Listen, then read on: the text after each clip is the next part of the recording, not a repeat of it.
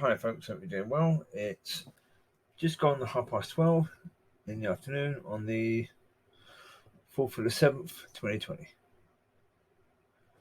Well, happy Independence Day to those in America. I hope it's a peaceful, enjoyable day for them. That's what we hope, definitely. This video is on a subject I've not really covered, but I was just thinking about it. But just thinking about the fact that, I was watching this thing called Talk Radio. They were broadcasting from a pub, and they were talking about the fact of one of the chaps says he watches older films. And yeah, he watches older films because in these newer films, they always try to hit you with this message. This leftist agenda sort of message. Well, some of the films do. Not all, but some do. And he says he avoids the new films because of that. And I was thinking about that, and thinking about the fact of, we don't really go to the movies anymore. We wait for the thing to be released on Blu-ray, DVD, and we then buy it that way and watch it that way. Partly because we get the privacy of our own home, we can pause it when we want, that sort of thing. And I thought, well, hold it. When was the last time I went to the movies, and what should I have gone to the movies for? To me, Lord of the Rings, I should have gone to the movies for that, but I didn't. But then I thought, but The Hobbit, no, I wouldn't have gone to the movies for The Hobbit. And that got me thinking. There's a lot of things going on with movies and TV programs where the people doing it do seem to take the mickey a bit. And with The Hobbit, they took the mickey a bit. I read The Hobbit and then Lord of the Rings when I was about 12 years old. The Hobbit was one book, Lord of the Rings was 3 books. So Lord of the Rings should be 3 films because it was 3 books. Although you could get away with doing maybe a 4-hour film, and you could pack all of Lord of the Rings into that quite easily and still really have all the story in there. But I understand why they wanted 3 films. The Hobbit, no, there's just not enough in that really for 3 movies. They had to pad it out so much. And so didn't enjoy that, really. Nowhere near as much as, the Lord of the Rings, some of the bits in that were just epic. The scenery. But because Lord of the Rings was made first, was it not? Pretty sure Lord of the Rings was made first and The Hobbit was made later. So the scenery was immense. Some of the battles were just like, woof, okay. It's fantastic.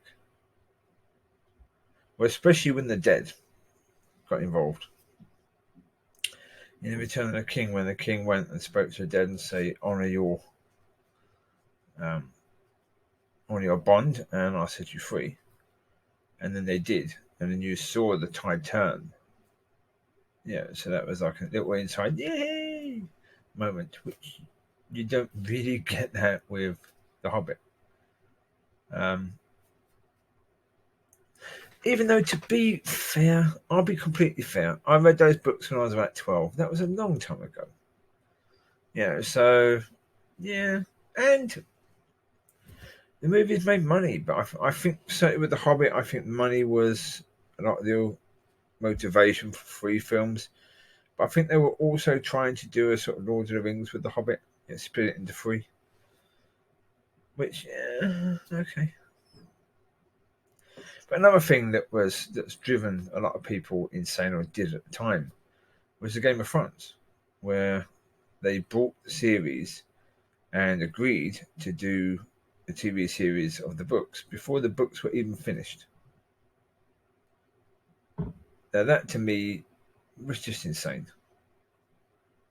There were plenty of fantasy books that you could have made into a series and then gone back to Game of Thrones once the books were actually finished, because once the books are finished, well, then you know how the story is supposed to end.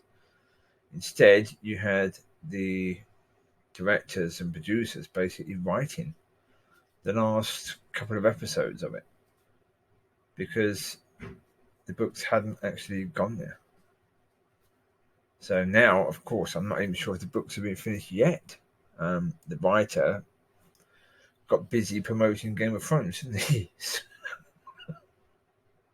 Which was not helpful. So yeah, to me that was a bit insane on season 10. Even season 9, the way season 9 was done of Game of Thrones, it's like, oof, not sure about that. Yeah, the way the story is arching there. It was fine. It was getting to that point. Yeah, season 10. No. Well, season 9, the bit in season 9 that didn't make sense, I'm sure this was season 9, was when, I can't remember the character's name. I think the one who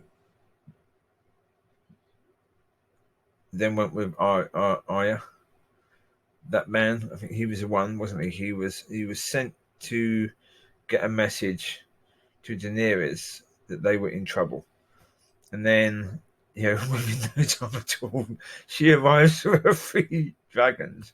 So, okay. It took him about 3 days to walk to that area.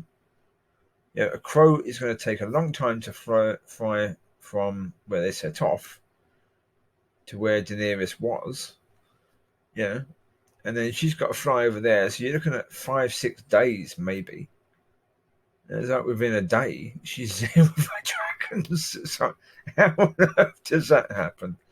But yeah, it's TV programs for you, isn't it? Taking one heck of a leap of faith for their viewers to believe that this would be even slightly within the realm of possibilities, which clearly it wouldn't. Yeah, so I watched the I think it's called The Witcher. That was okay. Again, interesting characters. Some that you get behind, some that you wouldn't like, and that really is what you need for a TV series. But as I say, with Game of Thrones, it's disappointing. There, is that you had all the characters there, all the characters that you would love, all the characters that you didn't like in any way, shape, or form. Like Daenerys' brother, one that you despised, and even when he was killed and the way he was killed, you didn't really think that was too harsh, even though it was clearly harsh. Made to swallow melting gold. Or melted gold, liquid gold. That's going to be immensely blinking painful. That would be horrendous torture. And yet, when we saw that happen to him, we were like, well, that's fair. Because, he was the sort of character who, natural justice would be that sort of consequence to his behavior. And the king boy being poisoned again. Yep. Yeah. He was a bully, and just after he'd been bullying someone, he chokes to death because he'd been poisoned. Yep, cool. Cersei losing her children in that way. Yeah. That's fair. It's not something you'd wish really on somebody, but it's this character who doesn't care whether she murders all these people with the green fire.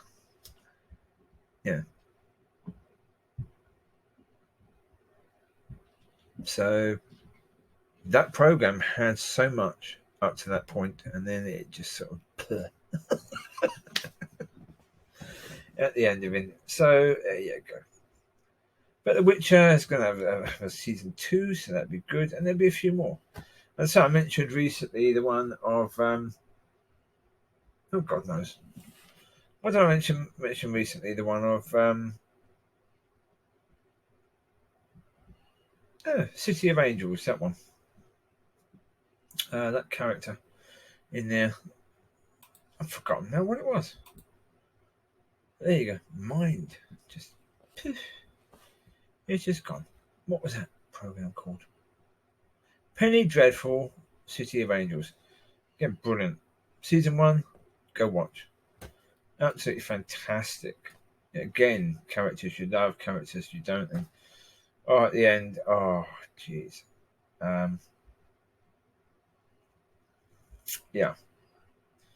Again, one of the women, the nasty characters, has to face a consequence at the end, and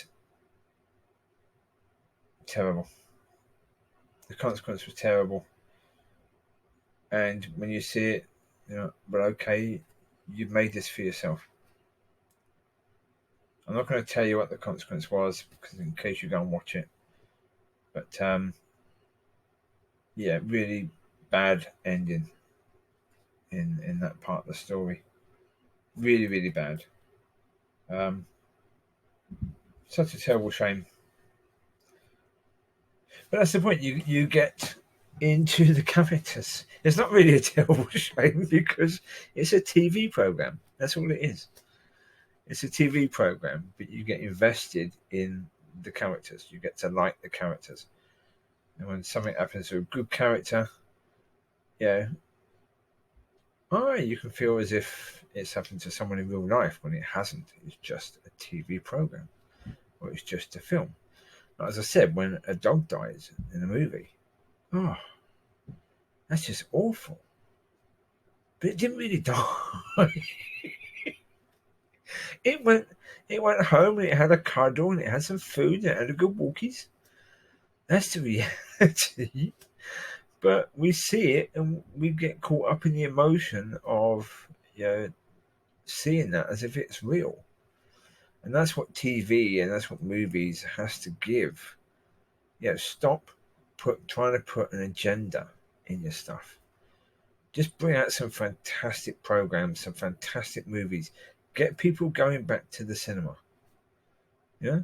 Because in a cinema, you have a massive blinking screen. You have fantastic cinema surround sound. It's supposed to be an adventure going to the movie. Yeah? When we first saw Star Wars, I was about 7 years old and we had to go to the cinema to see it, and it was a massive adventure on this massive big screen with this surround sound speakers. It was incredible. The problem is they've gone away from that now in the movies. They've got this 3D stuff and it's like, you don't need that really. You don't, because the 3D glasses are terrible. They've not really done much with them to make them better, to make them more practical or comfortable, or even to do the job better. So stick to movies, but stick to great movies, stick to great stories and great visualization. And then people will hopefully come back to the cinema. That's what we hope. I mean, certainly to me, The Lord of the Rings was incredible as a movie, even though, again, I have to go back to my memory of the books. The Two Towers as a book was quite dull. The Two Towers as a movie was not as good as the other two, as in the suspense, the adventure. Apart from the point where Gandalf comes down the big hill with his white horse and his shiny staff, and he has the riders with him. That's the only moment really in that one that you go, hey. So I prefer Fellowship of the Ring and Return of the King, but I prefer them as books. That's probably why I prefer them as movies. It's not taking that much away from Two Towers. I mean, when they're on the boat and they go through the river and you've got the massive statues of the kings from the past, that's pretty immense. That's pretty good. You don't get that in the book. But that might be in the book, I can't remember, but you don't get the same sort of wow factor as you do from seeing it on screen. So, yeah. Well, there you go. That'll do for this one. It was mainly to cover those subjects because I'd seen something that had spoken to me about that. So, there you go. You take care. God bless. And I will speak to you soon. Bye-bye.